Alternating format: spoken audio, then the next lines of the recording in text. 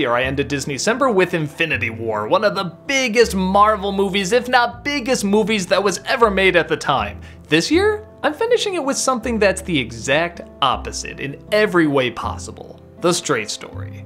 Chances are you never even heard of it.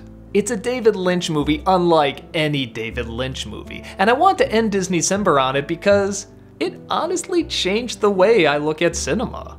I know that sounds strange, and honestly, it'll sound even stranger if you've seen the film, but this really was a movie that kind of forced me to watch other movies in a new light.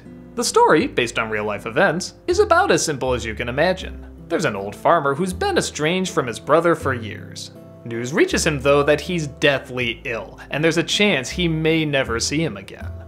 The farmer is very old and doesn't have good enough eyesight to have a driver's license, so he does the only thing he can think of. He gets on his little lawn tractor and he drives days and days and days to go see his brother.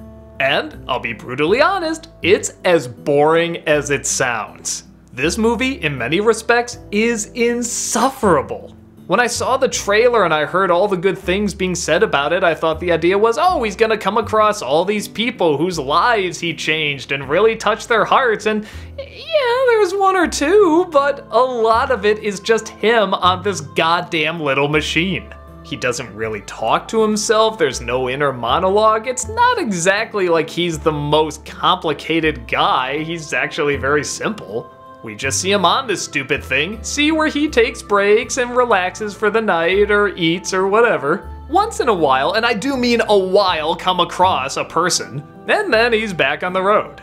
It is relentlessly monotonous. Most of the time I was asking myself, why am I watching this? Why did this get rave reviews? Why was everyone saying this is really, really great? In fact, how is this even a David Lynch movie? I remember his films have all this weird shit and abstract imagery, and it's always left really vague what they're about, but this, I don't know, are we supposed to imagine the abstract imagery there? Like maybe he's hallucinating?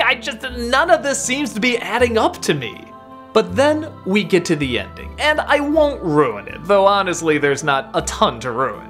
When he finally gets there, everything made sense. And to some, maybe it won't. Maybe you'll just be like, I just watched this damn movie of this guy on this stupid ass little tractor for like an hour and a half, I want my friggin' money back.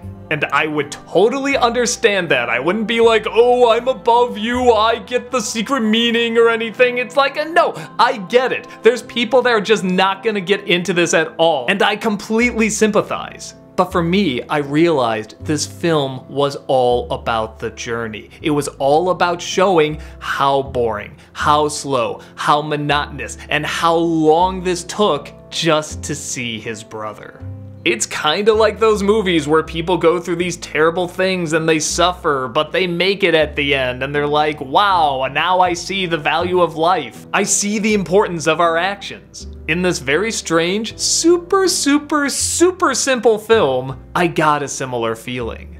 The reason this changed the way I look at movies is because it made me realize an entire movie can completely transform literally in the last minute.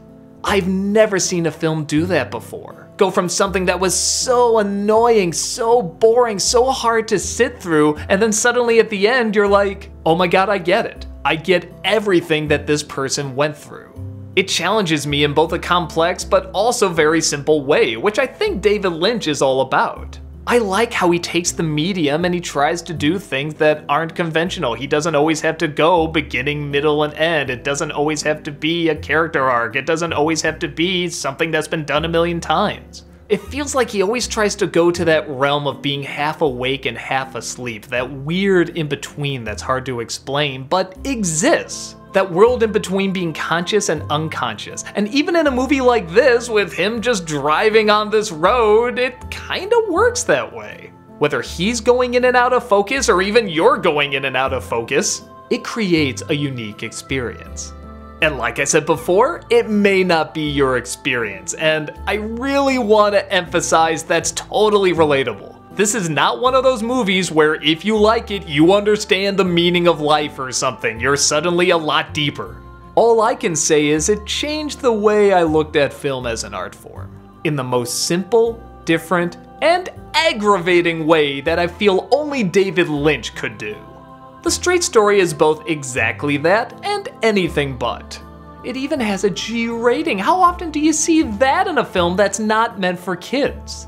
The unconventional yet clever way it tells this simple story I think is just brilliant. And if it's not something you get into, fair enough. But I do say it is worth taking a chance to see if you do. Maybe it'll leave a major impact, maybe it'll leave no impact. But I adored it for everything it did and everything it didn't do. And folks, that's it for this year's DisneyCember. I think I'm gonna keep doing this where I just kind of review everything that Disney does over the years. There's no real theme or connection, but I kinda like adding to it every year as well. So next year I'll still look over their movies, modern and old, animated and live action, and I'll also throw in their TV shows. But I think every year I'll add a different element to it too. Some new angle or genre I haven't looked at yet. I love doing this every year, and I'm so thankful that everybody comes back and listens to what I have to say. It's just the nicest feeling knowing that people share the same love for cinema and Disney and hand-drawn animation, CG animation, live action, whatever. It's always a ton of fun to talk about, and I can't wait to talk about it next year. Thanks once more, and I'll see you then.